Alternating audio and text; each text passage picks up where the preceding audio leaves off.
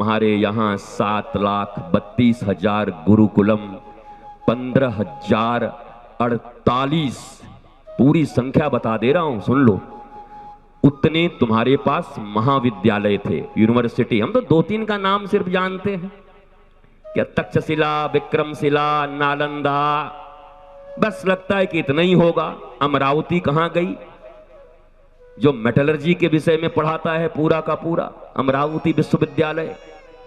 15,000 विश्वविद्यालय रहे भारत में, 15,000, और सबके अलग अलग विषयों के, उन सबको नष्ट करके, भ्रष्ट करके, घुटने पर लाकर, जैसे हिटलर के बारे में एक बात कही जाती थी कि एक पंछी को लाया, पहले उसके पंख नोच लिया, उसको दर्द दिया, 20 दिन तक भूखे रखा, और फिर धीरे धीरे एक एक दाना ऐसे ऐसे डालता चलता, और पीछे पीछे मुर्गा कुकड़ू कू करते चलता था कि मालिक बड़े दयालु हैं। उसको पता नहीं कि मालिक ने ही पंख नोचा है, मालिक ने ही भूखे रखा है। हम भारतीयों की हालत भी ऐसी ही हो गई।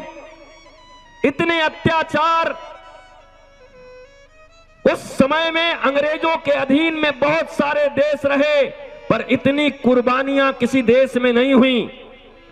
7,30,000 से ज्यादा लोगों को फांसी दी गई। क्या तुम्हें आजादी ऐसे ही मिल गई? तुम तो नाम केवल 3-4 समझते हो, वो प्रणम्य हैं। शहीद भगत सिंह, राजगुरु, पर ऐसे 7,30,000 लोगों को अंग्रेजों ने फांसी दिया, और गोलियों से मारना, कोड़ों से मार देना भूल गए। लोकमान्य तिलक को लाठियों से पीटा गया था। देश के इतने बड़े नेता, प्रणेता, स्वराज्य आंदोलन के प्रणेता, उनको मारकर मृत्यु के मुख में ले जाया गया। क्या उन्हें शहीद नहीं कहोगे? केवल जो फांसी चढ़े वही शहीद हैं।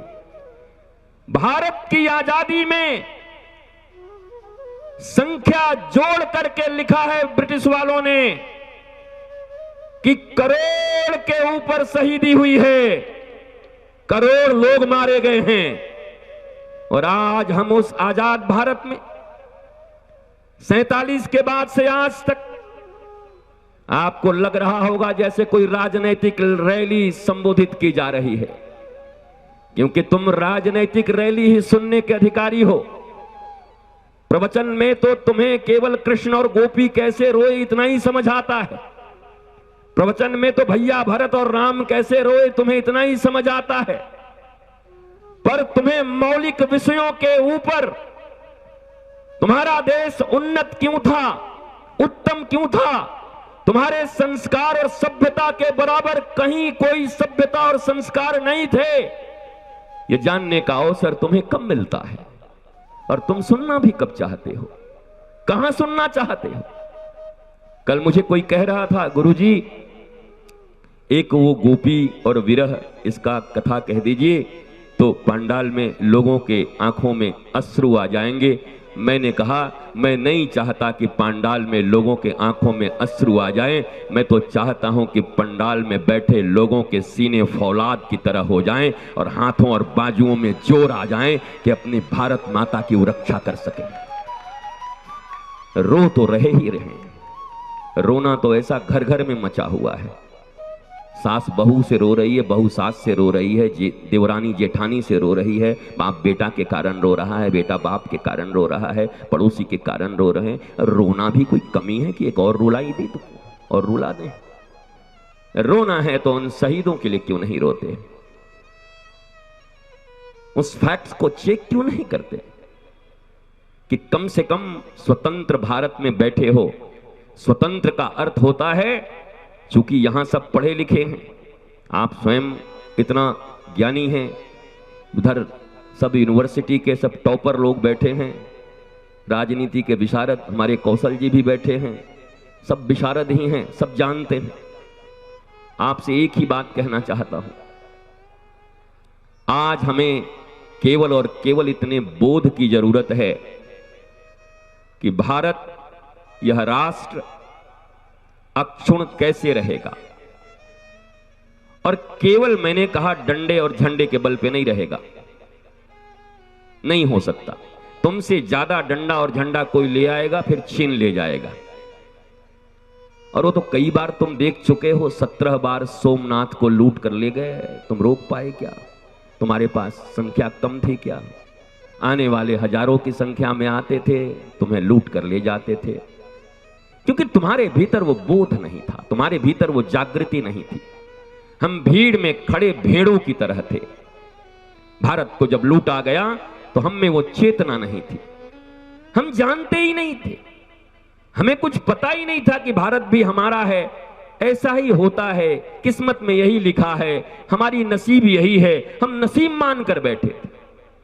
परंतु जब अपने प्राचीन इतिहास पुरुषों को जो देश भुला देता है, और केवल मैं बॉलीवुड का कोई विरोधी नहीं हूं, क्योंकि बॉलीवुड के गाने तो मैं खुद ही गा लेता हूं और गा करके पंडाल में बैठे लोगों को बता भी देता हूं कि जिस रास्ते से हमारा समाज बिगड़ा है उसी रास्ते से बनाया भी जा सकता है।